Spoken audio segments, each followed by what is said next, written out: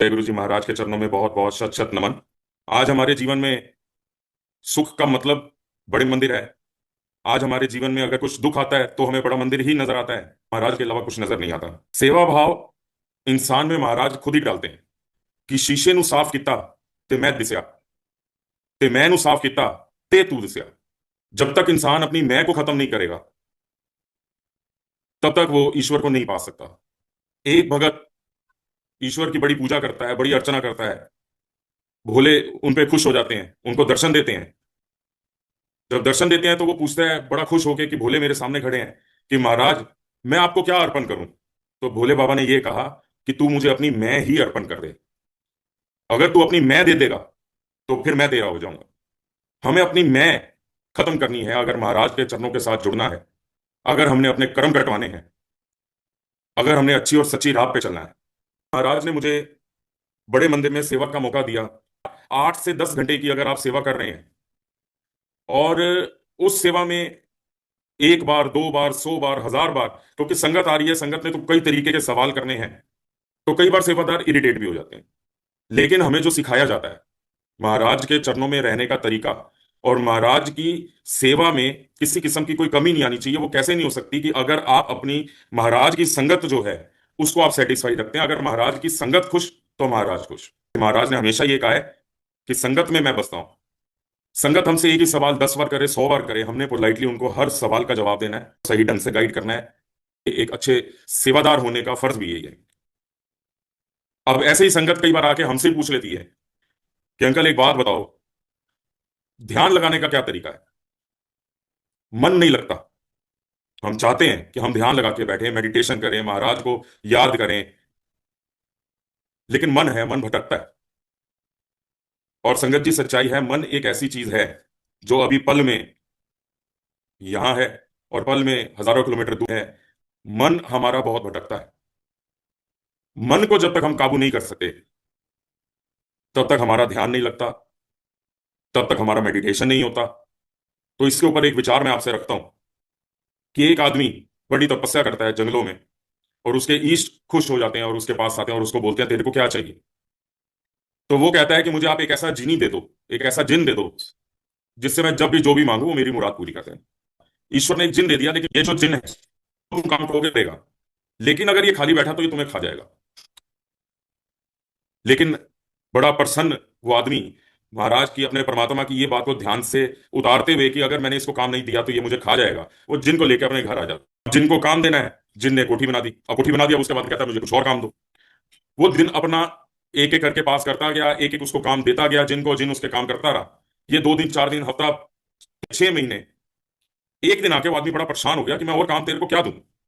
अब वो आदमी आगे आगे भाग रहा है कि मेरे पास काम नहीं है, और जिन पीछे पीछे भाग रहा है कि मैं तुझे खाऊंगा। भागते भागते वो आदमी जंगलों में चला जाता है।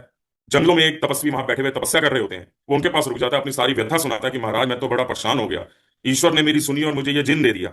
अब जिन से मैंने बहुत काम करवा लिया, मेरे पास कोई काम नहीं बचा, तो मैं क्या करूं। महाराज ने कहा कि तुम एक काम करो, ये 100 फुट का एक पेड़ है, इस जिन को कहो कि इस पेड़ के ऊपर चढ़, एक पत्ता तोड़, नीचे उतर, वो पत्ता रख, फिर ऊपर चढ़, पत्ता तोड़, नीचे उतर, पत्ता रख। जिन दिन रात इसी काम में लगा रहेगा। जब तुम्हें कोई काम याद आ जाए तो उसको अपना काम बताना, वो काम कर लेगा, फिर उसको इसी काम पे लगा देना। तो इस चीज को अगर हम अपने जीवन शैली में लेके आए तो वो जो जिन है वो असल में हमारा मन है। हमारा मन जब खाली होता है तो वो बुरे विचार डालता है। इसका हल क्या है? हमारे महाराज ने इसका हल निकाला, मंत्र जाप। इस मन को, जब आपका मन खाली है तो मंत्र जाप में लगा दो। ओम नमः शिवाय, शिवजी सदा सहाय। आप इस मंत्र जाप में लगे रहें, दिन रात, सोते जागते, उठते बैठते, क्योंकि महाराज ने वैसे भी कहा है कि किसी फॉर्मेलिटी में पढ़ने की जरूरत नहीं है, किसी रिचुअल्स में पढ़ने की जरूरत नहीं है। आप जब भी आपका मन करे, उठते बैठते चलते गाड़ी चलाते, आप जब मर्जी मंत्र जाप कर सकते हैं।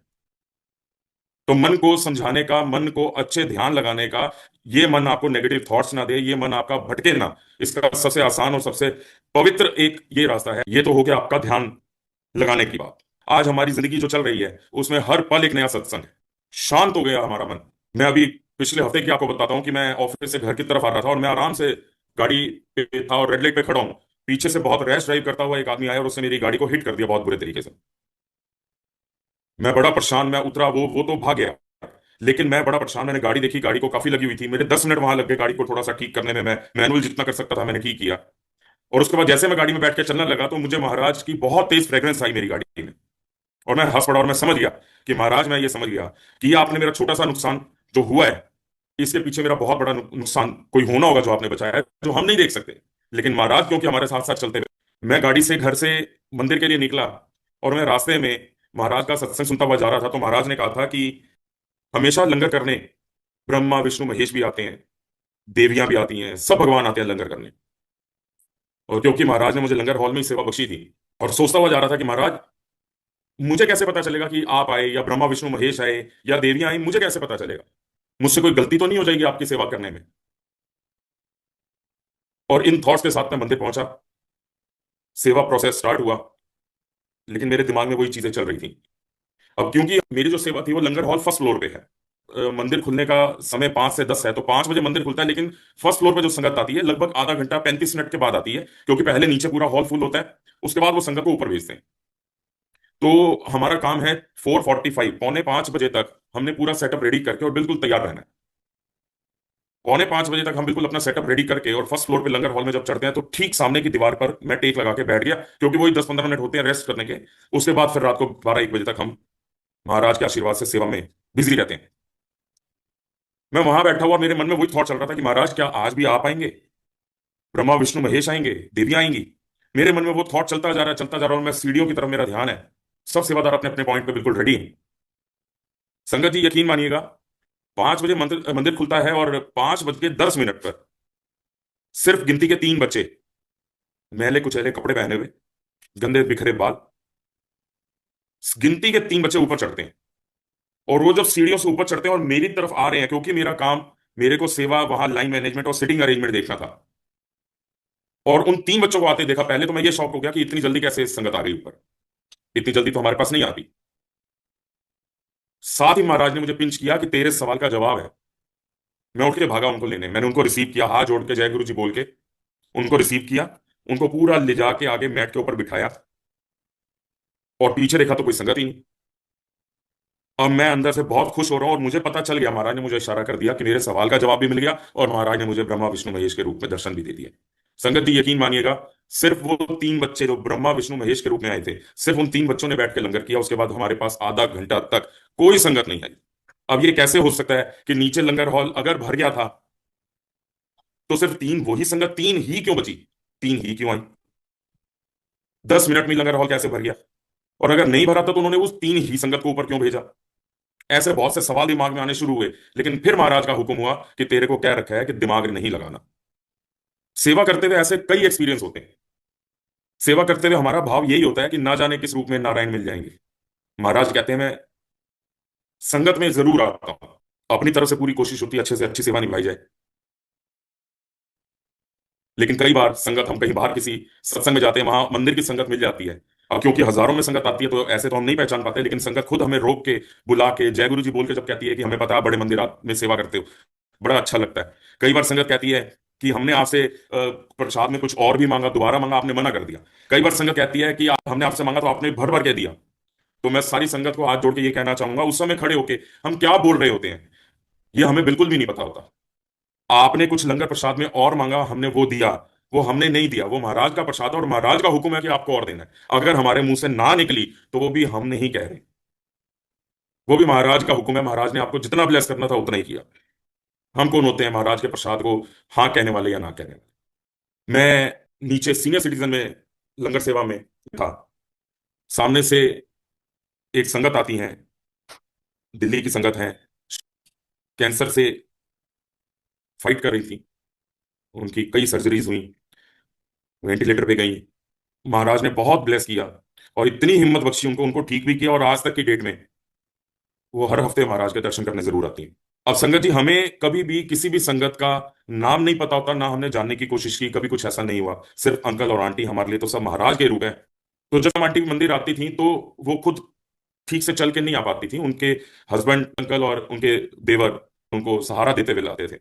अब आप इस चीज को थोड़ा सा नोटिस कीजिएगा कि हमारे पास हजारों संगत आती हैं, हम सबको जय गुरु जी करके अच्छे से झुक के उनका वेलकम करना, उनको अच्छे से अच्छा सेवा उनकी करनी, ये हमारा फर्ज है। न जाने क्यों महाराज ने मुझसे, जब वो आई हमारी तरफ सीनियर सिटीजन सेक्शन में, तो पता नहीं क्यों मैं 10 कदम आगे उनकी तरफ चल के गया, उनको हाथ जोड़ के उनको जय गुरु जी बोला और उनसे पूछा कि आंटी अब आप कैसे हो, कैसा हाल चाल है आपका। वो आंटी एकदम से खुशी के मारे रो पड़ी। और वो आंटी कहती है अपने हस्बैंड को कि देखो अंकल, मैंने आपको कहा था ना कि मेरे से आज महाराज मंदिर में मेरा हाल पूछेंगे कि तू कैसी है। तो देखो महाराज ने इन सेवादार के रूप में मेरे से मेरा हाल चाल पूछा है।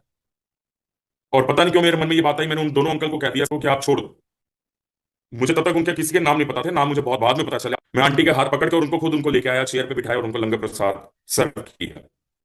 तो वो पूछने वाला मैं नहीं था, वो महाराज। महाराज ने उनका हालचाल पूछना था, जरिया मुझे बनाया। ऐसे ही जो बड़े मंदिर में समाधि बनी हुई है, एक बार मेरी सेवा समाधि पे लगती है। अब संगत जी, मैं लंगर हॉल का सेवादार, अचानक से मुझे मेरे इंचार्ज कहते हैं कि अंकल आज आप समाधि पे सेवा करोगे। आप इस चीज को ध्यान दीजिएगा कि ये सारी चीजें जो हो रही हैं, ये ना मेरी मर्जी से हो रही है, ना मेरे इंचार्ज की मर्जी से हो रही है, किसी की मर्जी से नहीं हो रही, ये महाराज की मर्जी से हो रही है। मेरे इंचार्ज आके मुझे ही क्यों कहते हैं? हालांकि मेरा एक ऐसा पॉइंट होता है जिस जो बिल्कुल मेन पॉइंट मेरा होता है, जहां से मुझे संगत को रिसीव करना, मुझे ही करना होता है। मुझे वहां से हटा के मुझे एक ही दिन के लिए समाधि पे सेवा दी जाती है। संगत अंदर आ रही है, डबल लाइन लगती है वहां, और हमारा काम है हाथ जोड़ के संगत को जय गुरु जी करते हुए, और ज्यादा देर संगत ना रुके, अच्छे से महाराज की ब्लेसिंग लेते हुए चलते रहे, ताकि पीछे किसी को दिक्कत समस्या ना हो। पहला एक्सपीरियंस था समाधि पे खड़े होकर सेवा है महाराज की समाधि के आगे, तो हमारी पीठ समाधि की तरफ होती है। लेकिन मुझे अचानक महाराज का हुक्म होता है, मुझे एक आवाज आती है महाराज की तरफ से, आज मन्नू कोई मिलन आएगा, मिलन दे ही रोकी ना। और मैं एकदम से शिवर कर जाता हूँ कि ये अचानक क्या हुआ। मैंने वापस अंदर महाराज की तरफ देखा कि महाराज ये आपने हुक्म किया है, क्योंकि मेरे पास तो और कोई सेवादार था नहीं जो मुझे कहे। संगत चलती जा रही है। तो मैं बड़ा खुश, महाराज ने मुझसे बात की, महाराज ने मुझे कुछ हुक्म किया। अब संगत महाराज जी चलती जा रही है, चलती जा रही है महाराज की, और मैं बड़ा खुश हूं। लेकिन 10 मिनट के बाद मुझे ये थॉट आया कि महाराज ने ये कह तो दिया, महाराज मैं पहचानूंगा कैसे? मैंने वापस समाधि अंदर की तरफ मुंह किया, हाथ जोड़ के महाराज को कहा कि महाराज आपने हुक्म किया है, तो गाइड भी आप ही करना। आप ही मुझे बताना कि मुझे किस संगत को आपसे बात करवाने के लिए रोकना है, और मैं वापस सेवा में लग जाता हूँ। अब संगत जी, बड़े गेट से जो संगत आती है वो 2 लाइनों में आती है। गणेश जी पे मत्था टेकते हुए, समाधि पे मत्था टेकते हुए आगे चली जाती है। जिनको चलने में दिक्कत है या कोई फिजिकल एबिलिटी है, वो संगत जो है वो छोटे गेट से आती है। मैं वहां खड़ा हूं और ये इस वेट में हूं कि महाराज ही मुझे बताएंगे कि किसको रोकना है महाराज से बात करने के लिए। मेरे को महाराज हुक्म करते हैं। हुक्म क्या करते हैं कि मेरे आगे 2 लाइनें हैं संगत की जो चल रही है। बिल्कुल छोटे गेट से एक आंटी एंटर करती है, हाथ में स्टिक है और उनकी वेस्ट पे बेल्ट बंधी हुई है, और वो समाधि के ठीक सामने जो ऑफिस बना हुआ है उसके बाहर खड़े होकर वहीं से मत्था टेक रही थी। और भी संगत बुजुर्ग उनके आगे से, स्पेशल चाइल्ड उनके आगे से निकल रहे हैं। मुझे महाराज का हुक्म होता है कि एनु बुला। अब मैं खड़ा हूं और वो खड़ी है आंटी, उनके बीच में 2 लाइनों की संगत चलती जा रही है। मैंने उनको इशारा किया कि आंटी बात सुनिए आप मेरी। वो आंटी तो मेरे पास नहीं सुन पाई या नहीं आ पाई, उनकी उनकी डॉटर मेरे पास आ गई, क्या हो गया अंकल, कोई गलती हो गई हमसे? मैं कहा जी आपको तो मैंने बुलाया नहीं। कहती नहीं वो मेरी मदर है। तो मैंने कहा आंटी कोई बात नहीं, महाराज का हुक्म है, उनको प्लीज आप हाथ पकड़ के मेरे पास ले आइए, मुझे उनसे कुछ बात करनी है, और आप आगे चलिए, आप मत रुकिए। वो घबरा गई, हालांकि मेरी मम्मा से कुछ गलत हो गया या क्या हुआ, बट मैंने उनको कहा कि आप परेशान मत होइए। वो आंटी मेरी तरफ आ गई। मैंने उनको हाथ जोड़े, मैं कहा आंटी जय गुरु जी। कहती जय गुरु जी। ये भी दिल्ली की संगत है। मैंने उनसे पूछा, मैंने कहा आंटी आज आप आए हो, महाराज से कोई बात करनी थी। वो आंटी वहीं खड़े खड़े रो पड़ी।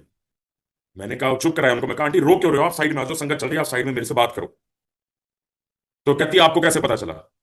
मैं कहा जी मुझे तो महाराज का हुक्म हुआ है कि आज उनसे कोई बात करने आने वाला है। कहती आज मैं जब घर से चली थी, मैं हर हफ्ते आती हूँ महाराज के दर्शन करने, लेकिन क्योंकि मैं नीचे बैठ नहीं पाती, अंदर मुझे सेवादार रुकने नहीं देते, और मैं आज कलपी हुई आ रही थी महाराज को, नाराज होती हुई आ रही थी कि महाराज मुझे आपसे बहुत बातें करनी है, लेकिन मुझे कोई सेवादार रुकने ही नहीं देता, मैं आपसे बातें कैसे करूं, मुझे बात करनी है आपको। तो वो इस खुशी में रो रही थी कि महाराज ने 1 मिनट में कैसे सुन ली।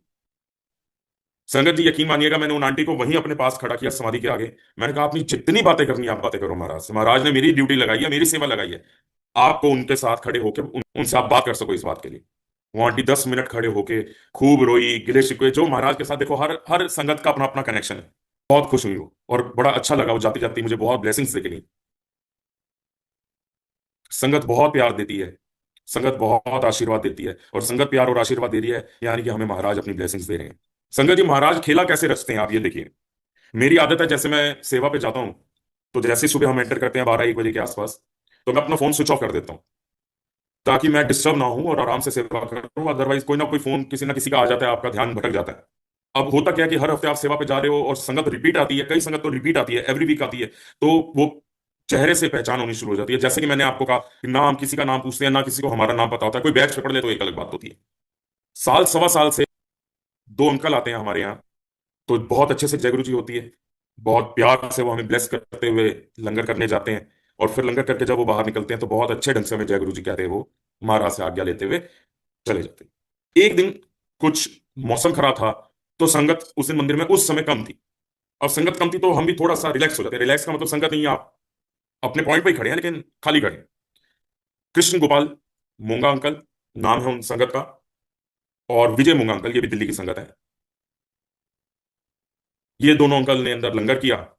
और लंगर करके मूंगा अंकल, जो कृष्ण गोपाल मूंगा अंकल हैं, वो उठ के जाने लगे और मेरे पास 2 मिनट के लिए रुक गए, क्योंकि कोई था ही नहीं। तो मैं भी थोड़ा सा फ्री खड़ा था, मैं जल प्रसाद पी रहा था, तो मेरे साथ खड़े हो गए।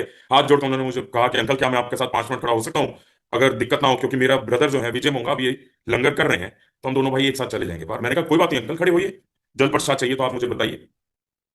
तो लगभग साल सवा साल के बाद पहली बार मेरा उनसे इतना इंटरेक्शन हुआ कि इतनी बात भी हुई। तो उन्होंने मुझे बताया कि हम अशोक विहार रहते हो, मेरा ये नाम, मेरे ब्रदर का ये नाम। उन्होंने मुझसे मेरा नाम पूछा, मैंने अपना नाम बताया।